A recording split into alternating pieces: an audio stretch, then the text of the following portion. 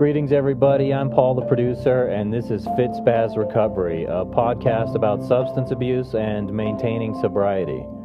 And I have a little bit of a history with podcasting.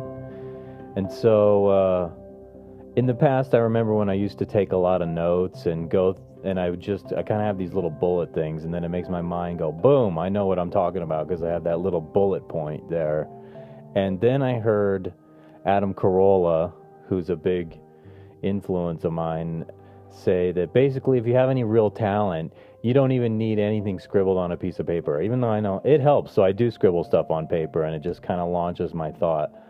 Even still, so I just dive right in. That's what I like to do. And today I got stuff I want to talk about. I had a rough past week personally, and it does relate to some substance abuse issues.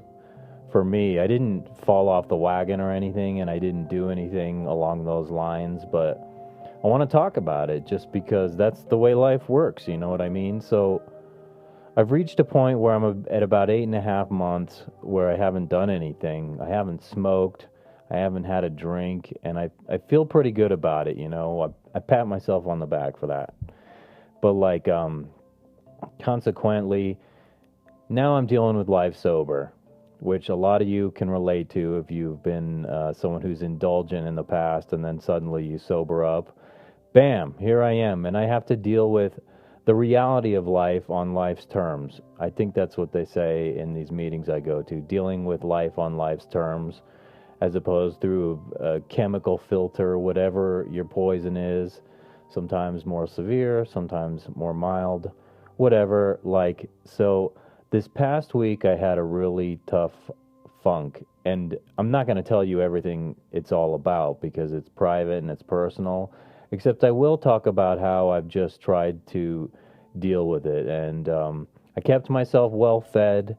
I slept well, even though there was a couple little issues bothering me.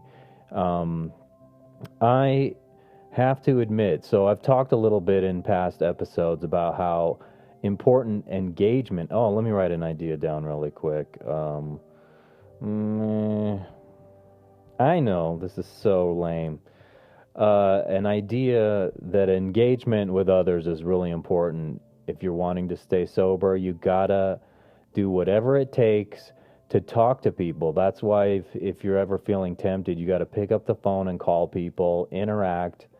And so I had a few days there where I've been very much solitary, not calling people, not texting people, and it doesn't feel very good, actually. Even withdrawing, every day usually I do my workout, I take a selfie and I post it up in these groups on Facebook because people are like, oh, hey, cool, dude, you did it, I did it too, and we connect on that basis. Well, not this week. For several days I've done my workout, I just haven't gone out of my way to post stuff, and I should. To be honest with you, that's not entirely true. I've done the routine size and I've posted it up there 2 or 3 times. Each time I've done it, I've posted it. I don't think I've done that and not posted it.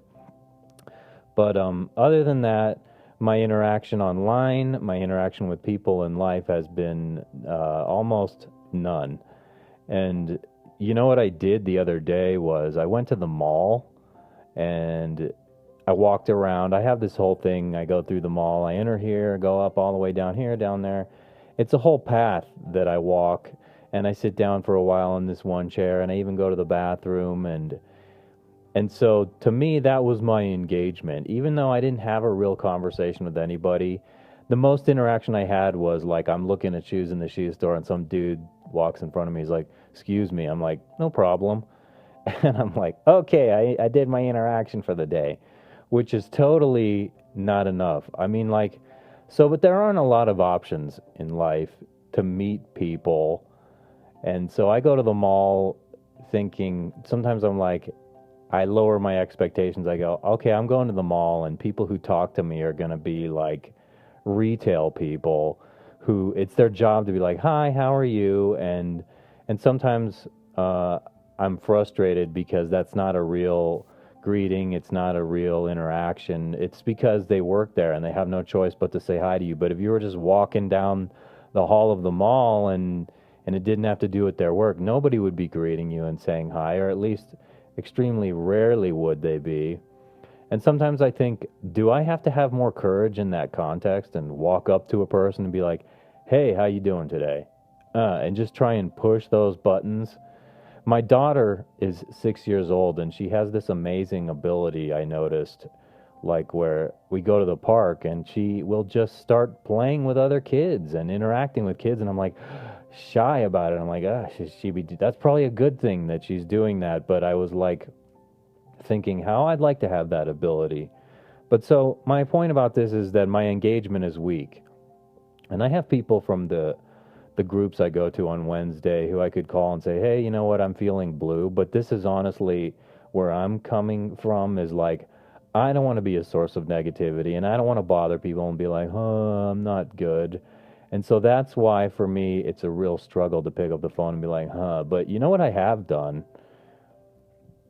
is when I'm feeling good, I've gone to those meetings and certain people have had issues. I've followed up and called them and been like, hey, how you doing? Are you feeling okay? And so I don't know if you've ever heard this, but helping people is part of helping yourself. So if you help others, you're going to feel better about yourself. And I think it can give a whole new meaning to your life in a lot of ways. It does me, like, and I don't do it very much. I find it interesting when I do it because I'm like Mr. Solitary, withdrawn from people, don't say hi. But I really do like that group, and so there are actually people who I'm willing to, if I'm knowing that they're hurting, I'll follow up with them and be like, hey, but I'm not patting myself on the back super very much for that, because I don't do it that much. In fact, I should do that more. If I notice somebody's hurting, I should do that more. My point is, though, gotta push your boundaries as far as your comfort zone goes. And I'm trying to look at this thing a lot more because I was advised by Andrea, and she may or may not see this, to try and look in the camera more for that personal connection, because I have a tendency to look off like this, and so I realize the benefit of doing that. I'm trying to look at you guys more, but that's not looking at somebody's face. That's just looking at a little dot on my phone, and so it's like, but that's the personal connection right there. You. Okay, very silly. So yeah, I am exercising, and I was feeling blue and spent a few days watching too much television, good television, and maybe that's a good thing, because the escapism of the good television did keep me from going using. But on Friday, my mind was telling me, like, I'm bummed out, and it goes and it talks to me, and it says, like, hey, Paul, yes, addiction, how are you? Well, Paul, if you went and you got a joint in 3 to 5 minutes, it would all feel different. And even if it's temporary, it would all go away. And so, like, I should have a real puppet when I'm doing that, but this is the metaphor for my addiction right here, talking to me, okay? Hello, how you doing? I'm good, how are you? Never mind. So now I'm into ventriloquism. Is that what that's called when some dude is talking with a doll? Anyway, like meditation this week, I did it every day. I've been sticking with that. But I'm telling you, there were 2 or 3 days where my mind was so distracting and chattery, and I did have moments of clarity, but it was really hard. It was like insufferable how much sometimes I would be going back to that state of mind, and it was an annoyance. But you know what? Today was the first day where I was like, this is much more like it's supposed to be. And my mind emptied out. I made myself relax to go and deal with something this morning that I was like, is this going to be stressful? And you know what? I can't really get into specifics except to say there's a situation that in theory should be full of joy, and it's full of a little hardship, not because of me, it's because of something out of my control that's making the situation not quite jive right. And which also brings me to the first part of the Serenity Prayer, where you say, grant me the serenity to accept the things I cannot change. I'll tell you what, you guys, I have given that a lot of thought lately, and it's so frustrating in life when there are things that are affecting you deeply, and yet you have no control to change them. All you can do is just kind of go with the flow of it and keep your fingers crossed and be like, but you know what? Let's say I'm talking about that, okay? Not being in control of certain conditions and whatnot. Today, I got up, I meditated. That's what I'm in control of. It put me in a positive state of mind. I went into something thinking I have to maintain patience, I have to be dignified, and I have to go to bat for something in I had to basically make a very calm, rational argument for something when I want to be like, when emotionally what I want to do is be like, this is obviously such a good thing. Expletive, expletive, expletive, do it. It's a no-brainer, okay? That's the emotional side, but I had to go in and be very dignified. Like, imagine you're going into court, and if you yell at the judge, you're going to get in trouble. Well, I wasn't in court today, but I was in a situation where it was very important for me to have a good impression, and so I did that, and I did a good job, and I think it's going to turn out all right. But I won't feel comfortable with it until the outcome is solidified. And like, I wish I could share with you guys what it is, and it's just not in the cards right now. But honestly, that's a little bit of what's been bothering me. There's more too, but I can't get that personal in this situation because it is personal. It's private business, and it doesn't have to do with just me. So, I want to briefly touch on something. I've talked a little bit in the past about mood meds on here. And this does also come from Andrea, too. And so I want to approach it in a very sensitive and intelligent manner that I sometimes get a little bit emotional and state things maybe in a harsh way. So I know people out there are depressed, okay? I've felt serious depression myself. It's like a black hole that you feel like you cannot climb out of. That's the way I describe it anyway. And so I like to think that I'm really understanding when people are down and out, and you know, sometimes there's not a lot that can help people. And so the topic for me is mood meds, medication for your mood and whatnot. I have a political view of what I think is a capitalist system trying to force these things on people in situations where it's not in their best interest, and it's just excessive in the world of the medical profession, where there are a lot of doctors who are just like, yeah, take this script, I'm not even looking at you, I'm not even thinking about you, but you say you feel bad, I'll throw this shit at you, and that's it. And so I have a real problem with that personally, that doctors don't put much thought into what they're doing a lot of times. And yeah, I may be generalizing, okay, but here's my concession, that I know there are people out there who are in a bad way, probably even worse than I've been. And I've been pretty low at times, you know, in the history of my adult life, going through cycles, different eras and so forth, changes, big changes, being ostracized, whatever, blah. Knowing those dark moments, I'm familiar with that stuff, being moody, morbid. And when I say morbid, we're talking about the worst case scenario about how you feel about yourself and your life and so forth. But what I'm getting at is some people really do need those things to get through, to get the extra edge on how to deal with their problems. So I don't mean to come off as criticizing anyone and everyone everywhere who do those, who gets a prescription because they have to. I'm talking mainly, when I'm judgmental of it, it's because there are a lot of people out there who, there are a lot of means at their disposal to change and make their life better without taking those things. And those are kind of ignored by a lot of doctors who should be telling you to exercise, get out in the sun, call a friend, hang out. These sorts of things also have a meaningful impact. But when you're in that bubble of the capitalist medical world, I'm very critical of doctors who overprescribe that stuff.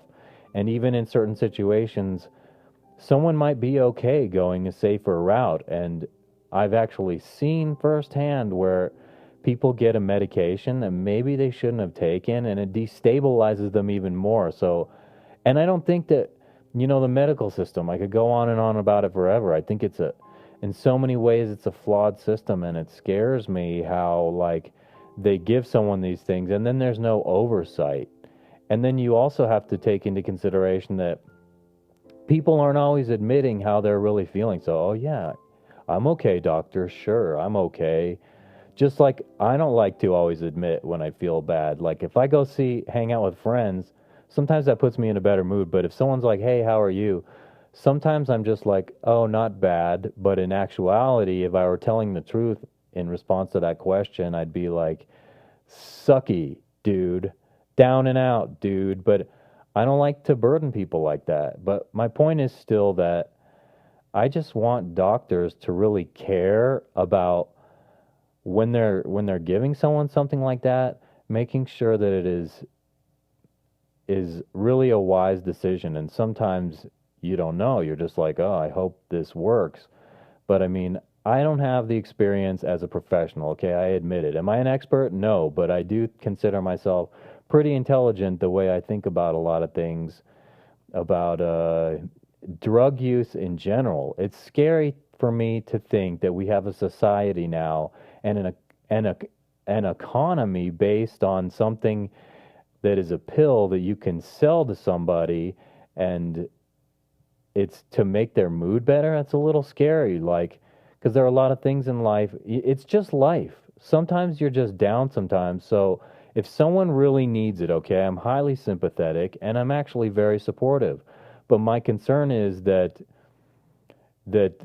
prescribing junk to people and kids is way out of hand. So not just mood meds. You have a hyper little kid and it's like, oh, ADD. Let's create a syndrome or something bad that we can cure with a pill. Just make it up out of thin air. And like, oh, hey, this woman doesn't enjoy sex so much, so here's a pill to warp your mind and make you enjoy it. And whatever it is, forget that you just may need some psychological assistance or like just a friend to talk to. No, no, no. Throw a pill at it. Chemical utopia makes me very nervous.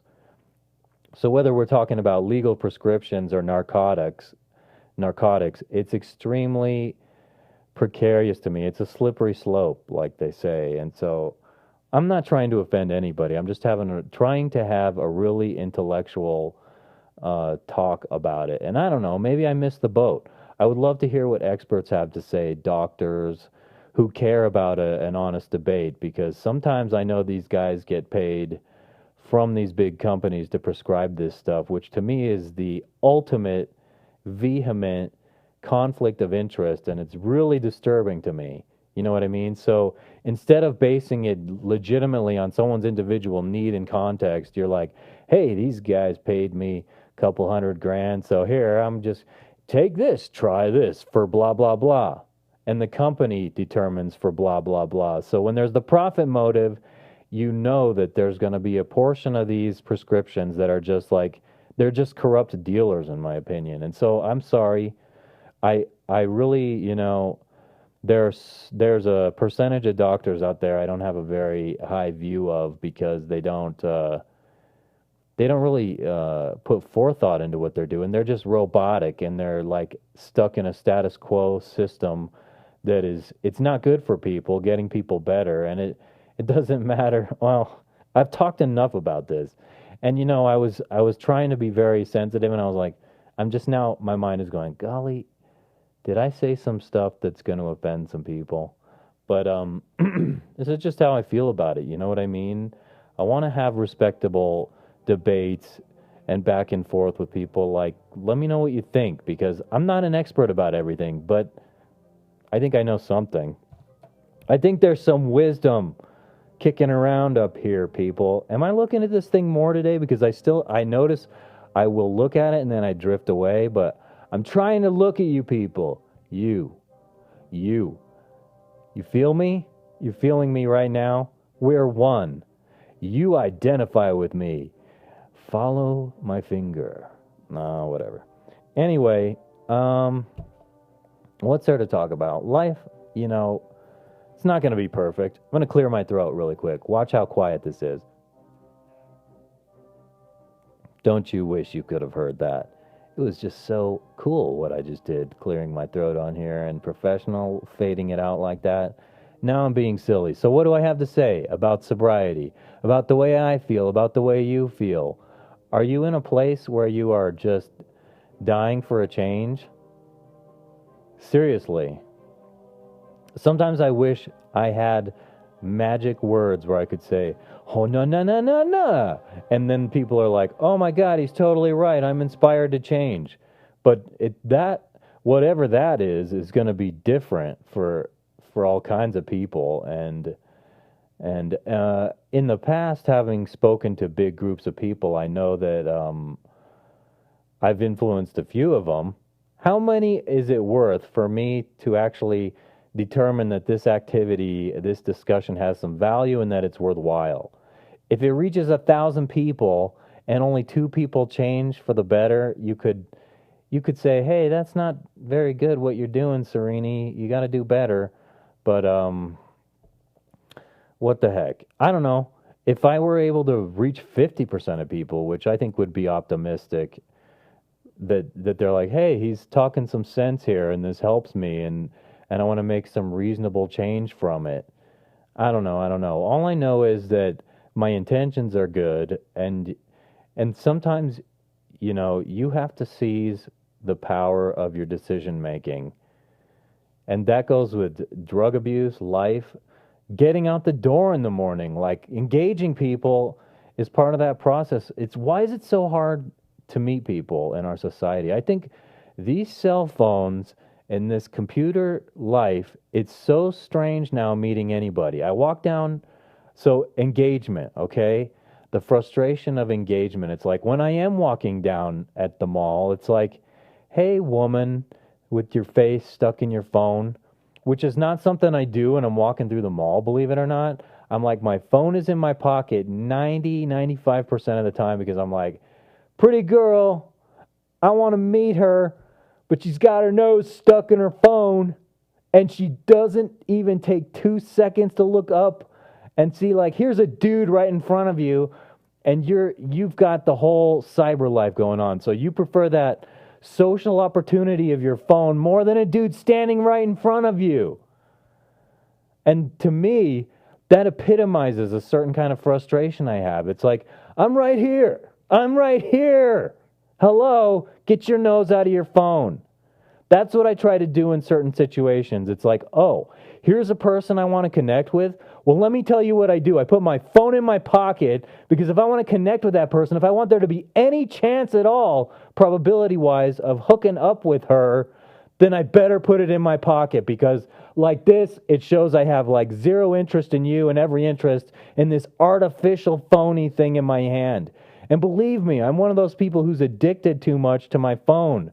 When I'm around friends and family, sometimes I'm on my phone looking through Facebook. It's like, dude, me too. I'm not happy with that. And in the whole dating thing, trying to meet somebody, let me just tell you, I think that's a part of having an enriching life. But like dating, it's very strange to me how some number of years ago, texting didn't even exist in our reality. Americans just didn't text. I noticed this, especially 10 years ago when I was going back to Italy, pre-iPhone. People weren't texting one another here, but over there they were. And I was like, And now we're over here and women are like, no, don't call me on the phone. Just text me. That's how I'll get to know you. But you know what you're missing out on when you're just texting? This goes back to engagement.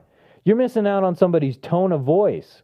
Like, the sound of a person tells you so much about them. So you would rather just text and miss out on 98% of the picture?